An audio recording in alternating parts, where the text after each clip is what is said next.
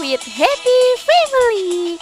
Di channel ini kita akan ngulik-ngulik seputar traveling, parenting, and living. Assalamualaikum Happy Fams. Tanggal 13 Januari 2021 lalu, Presiden Joko Widodo menerima vaksin pertama untuk COVID-19 dan ditargetkan 180 juta warga Indonesia sudah vaksin COVID pada awal tahun depan. Namun masih banyak nih masyarakat yang ragu-ragu melakukan vaksinasi COVID. Nah, biar gak galau maju mundur cantik, tonton video ini sampai habis ya, karena kita akan menjawab berbagai macam pertanyaan seputar vaksin, yaitu kenapa sih harus vaksin? Ribet nggak mekanisme vaksin? Bedanya macam-macam vaksin apa? Terus ada efek sampingnya? Jangan lupa tekan tombol subscribe-nya ya, dan pastikan kamu like postingan ini. Pertanyaan pertama dulu nih, kenapa sih harus vaksin? Penting banget. Suntikan vaksin berperan sangat penting agar tubuh dapat menciptakan antibodi. Suntikan vaksin berisi bagian kecil virus yang sudah dilemahkan atau bahkan sudah mati. Tubuh akan mudah melawannya. Tubuh pun dapat menciptakan antibodi yang pintar dan hebat untuk mengalahkan virus sebelum virus dapat menginfeksi tubuh kita. Jadi, jika suatu hari kamu terinfeksi virus yang sama, tubuhmu sudah lebih kuat dan siap untuk menghadapinya. Penyakit kamu pun lebih cepat hilang karena sudah dibasmi oleh prajurit antibodi. Jika sebagian besar masyarakat sudah divaksin, maka penularan penyakit pun bisa dihentikan. Inilah yang disebut dengan herd immunity. Pertanyaan kedua, jadi kalau mau vaksin, gimana sih mekanismenya? Ribet gak nih? Tenang, untuk vaksinasi kamu cukup datang ke tempat penyelenggara vaksin terdekat yang jadwal dan lokasinya selalu diupdate di website resminya. Bisa di puskesmas, klinik, rumah sakit, unit pelayanan kesehatan, atau pos pelayanan seperti di sekolah ini. Masuk yuk. Tunggu. Hah? Pendaftaran vaksin sudah tutup. Karena tenaga medisnya terbatas, jadi setiap lokasi memiliki kuota yang terbatas juga. Jadi pastikan sebelum vaksinasi kamu ambil nomor kuotanya dulu ya. Ini jam 6.15 saja dapat nomor 179 dari 200 dong. Jadi yang datang di area vaksinasi ini hanya yang sudah terdaftar aja. Menghindari kerumunan, kita tinggal ambil nomor kuotanya nih, 179. Antri yuk, duduk manis cantik, tapi pastikan taat protokol kesehatan ya. Antriannya dibagi jadi dua sisi nih. Sisi kanan meja registrasi untuk antrian yang nomor telat, sedangkan di sisi sebelah kiri meja registrasi untuk antrian yang sesuai urutan.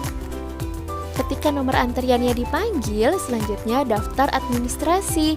Cek suhu tubuh dulu dan siapkan fotokopi KTP ya. Ini dia ruang vaksinasinya. Pemberian vaksinasi dilakukan oleh dokter, perawat, atau bidan kompeten yang dibuktikan dengan STR. Sebelum disuntik, wajib konsultasi dokter dulu nih, karena ada banyak kategori yang tidak boleh divaksin. Memastikan orang yang akan divaksin dalam keadaan sehat, akan ada pemeriksaan kesehatan untuk mengukur tekanan darah, juga gula darah. Jika hasil pemeriksaan kesehatannya semua bagus, maka aku siap divaksin. Sakit nggak ya? Katanya sih jarumnya itu lebih kecil daripada jarum pentul. Mungkin kayak digigit semut ya. Tapi coba lihat ini, tuh kan, bapaknya aja kayak gak berasa apa-apa. Nah, setelah berhasil disuntik, jangan langsung pulang ya. Wajib nih nunggu 15 menit reaksi setelah vaksin, sambil nunggu sertifikatnya juga. Jadi deh sertifikatnya, yeay! Sertifikat vaksin tercantum nama vaksinnya nih, ada AstraZeneca atau CoronaVac, Sinovac. Bedanya apa sih? Cus, pertanyaan ketiga, perbedaan vaksin.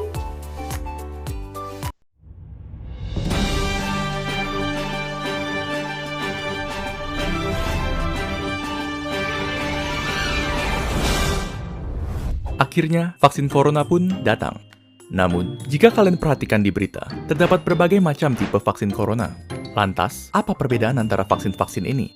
Apakah ada yang lebih manjur dari yang lain? Atau apakah semuanya sama saja?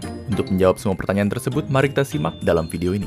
Untuk video ini, kami akan membahas 5 vaksin corona yang berbeda, yaitu vaksin dari Pfizer BioNTech, Moderna, AstraZeneca Oxford, Sputnik V, dan tentunya yang pertama masuk ke Indonesia, Sinovac. Terdapat sejumlah perbedaan antara vaksin-vaksin corona ini. Perbedaan terbesar di antaranya adalah perbedaan berdasarkan cara kerjanya. Maka, untuk video ini, perbedaan itulah yang akan kita bahas.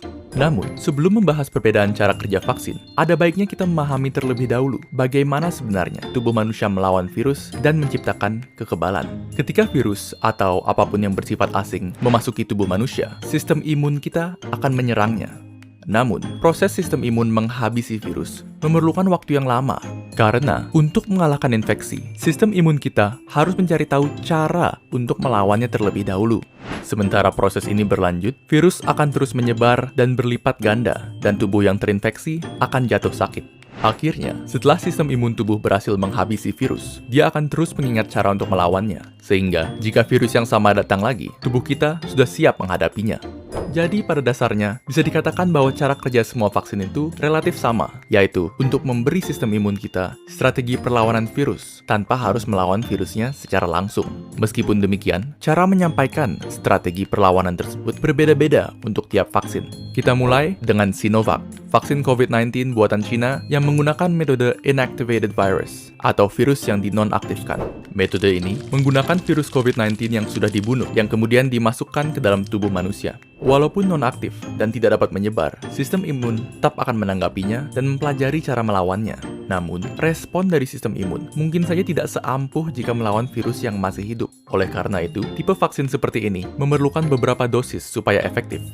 Selanjutnya, terdapat vaksin dari AstraZeneca dan Sputnik V yang menggunakan metode viral vector.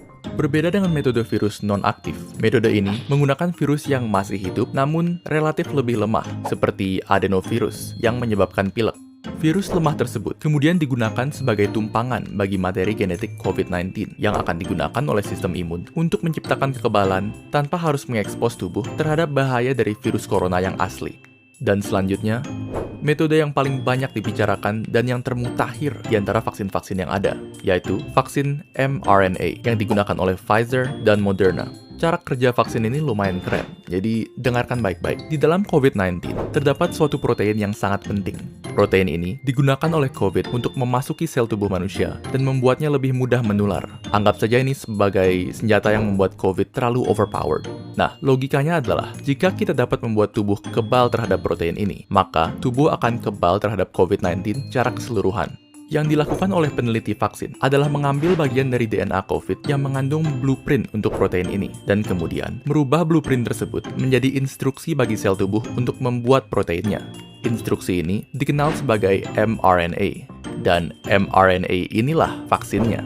Lalu, mengapa kita ingin sel tubuh membuat protein ini? Bukannya itu berbahaya? Tidak sama sekali. mRNA ini aman karena hanya mengandung instruksi untuk membuat protein itu saja dan tidak mengandung virus corona sepenuhnya. Jadi bisa dianggap seperti senjata tanpa tuan.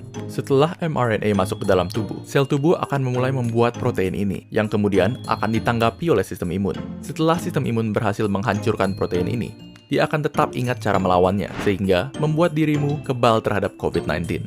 Pada akhirnya, video ini bukan bertujuan untuk membujuk Anda memilih salah satu vaksin. Karena bagi kebanyakan orang, vaksin mana yang kita dapatkan sudah di luar kendali kita. Nah, saat ini yang beredar luas di masyarakat ada vaksin Sinovac dan AstraZeneca. Keduanya memiliki perbedaan rentang waktu pemberian vaksin dosis pertama dengan kedua. Pertanyaan terakhir, apakah ada efek samping vaksinasi?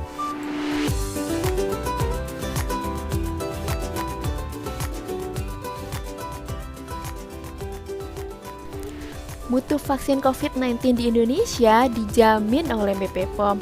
Namun, efek samping usai penyuntikan bisa aja terjadi.